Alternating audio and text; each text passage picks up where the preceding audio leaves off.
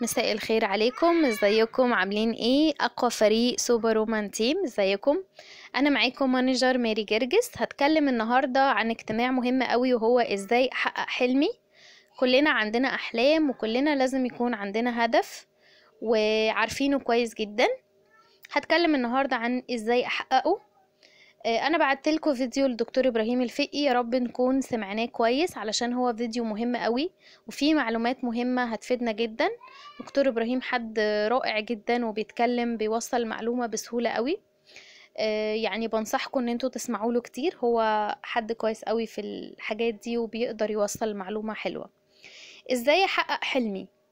كل الناس عندها احلام، طبيعي جدا، كلنا بنحلم، عندنا حلم انه اجيب عربية، اجيب شقة، ادخل عيالي مدرسة كويسة، اكون في المستقبل معايا مبلغ معين. كلنا عندنا احلام، بس في ناس بتقدر ان هي تحقق حلمها، وفي ناس بتحلم بس.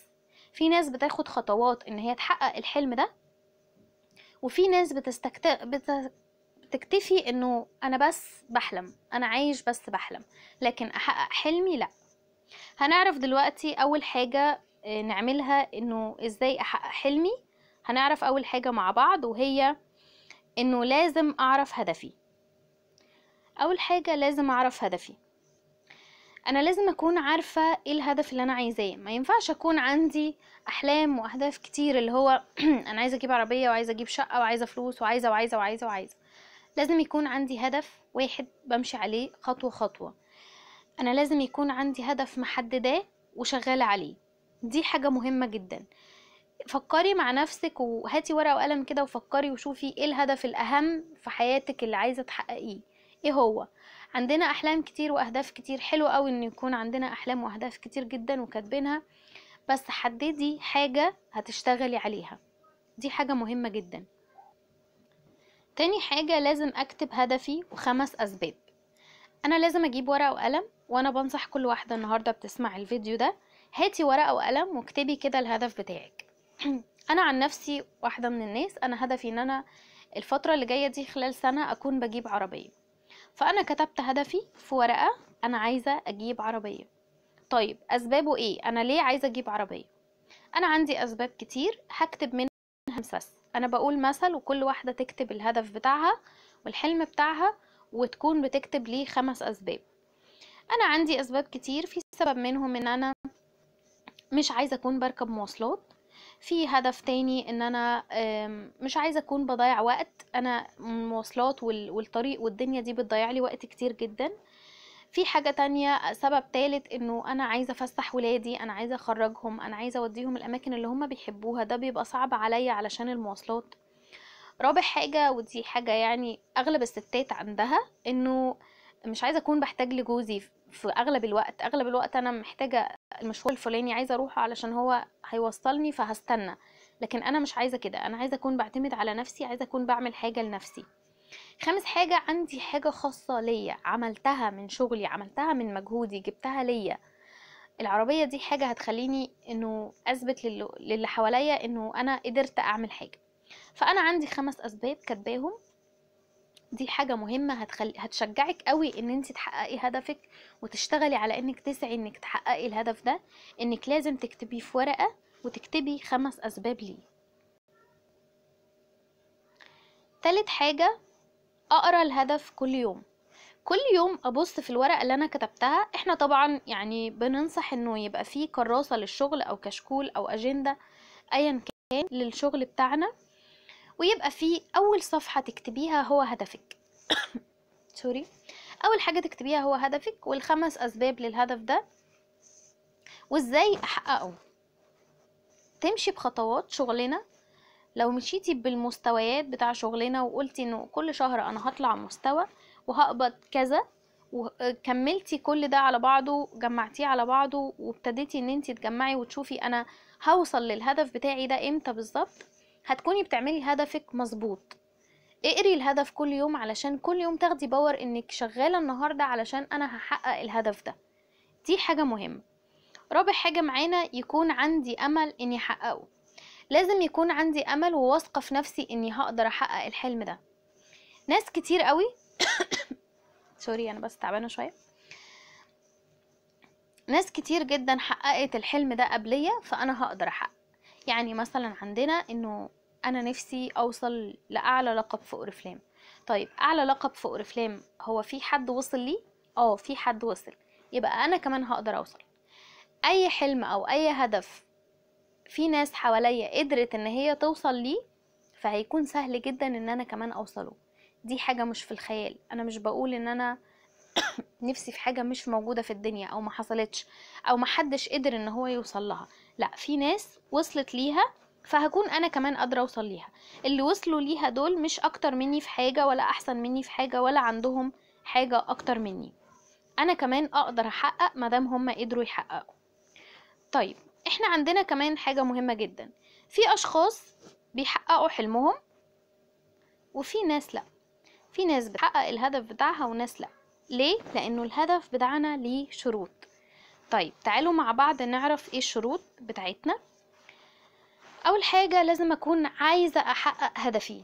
انا ممكن يكون عندي احلام وعندي اهداف كتير بس انا مش عايزة احققها، مش في دماغي اصلا ان انا احققها. لكن انا لو في دماغي انه انا عايزة احقق الحلم ده، عايزة احقق الهدف ده، انا في دماغي وشغالة عليه وشغالة طول الوقت ان انا احققه، انا هكون فعلا بحققه. لازم انا اللي اكون عايزة كده. تاني حاجة اكون قررت احقق. في ناس كتير جدا بتشتغل في اوريفلام، بس في ناس خدت القرار اني انا هحقق المستويات اللي انا عايزة اطلعها دي، انا هوصل لألقاب، واخدت القرار وابتدت تشتغل عليه. وفي ناس لسه لغاية دلوقتي ما خدتش القرار ده، انا شغالة وخلاص. انا بجيب اوردرات، انا بشتغل كده وخلاص، تمام اهو، يعني حاجة معايا وخلاص.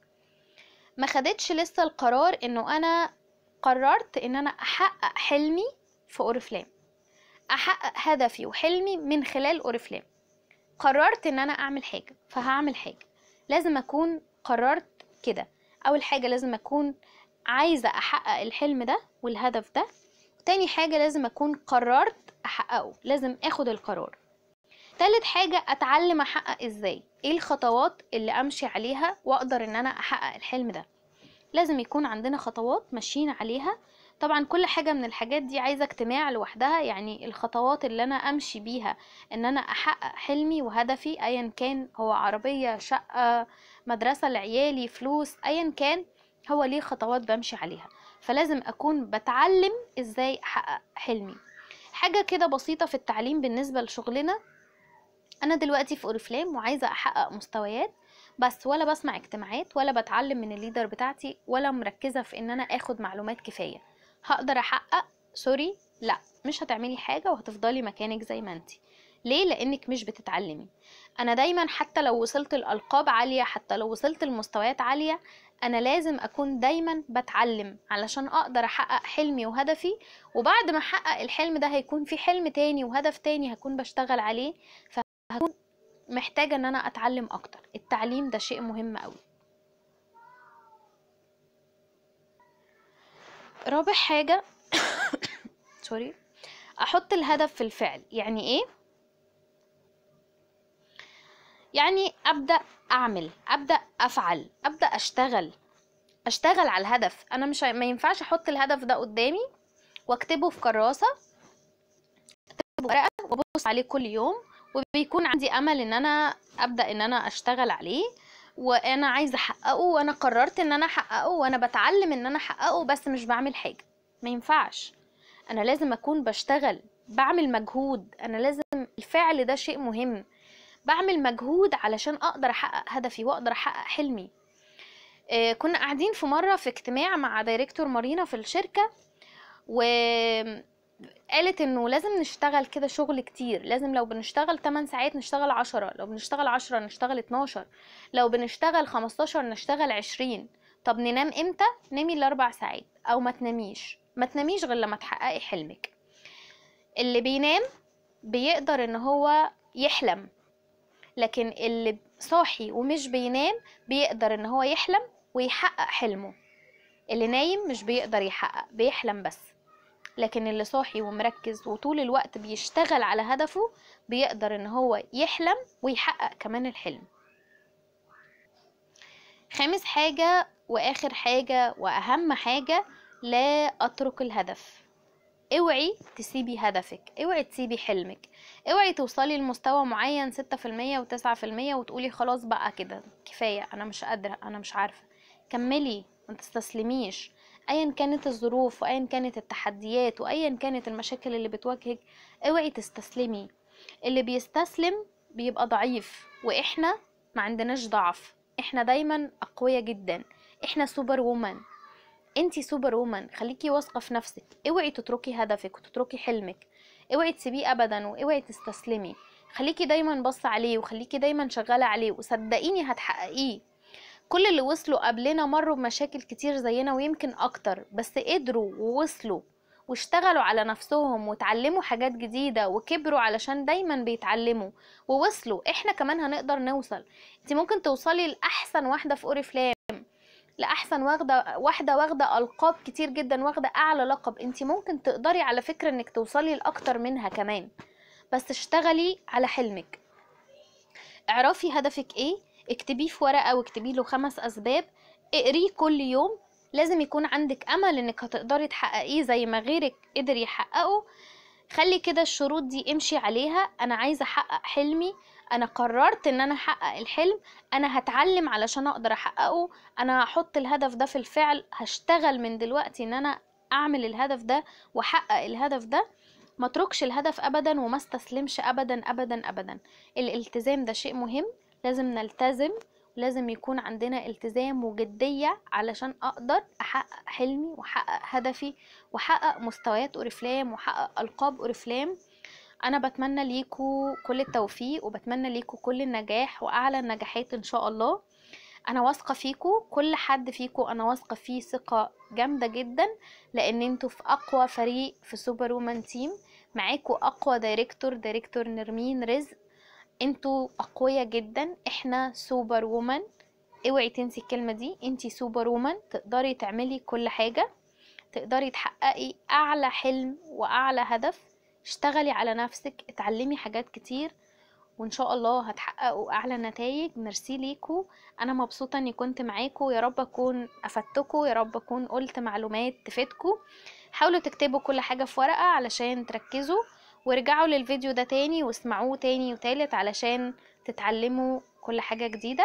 ميرسي ليكو، ربنا معاكم.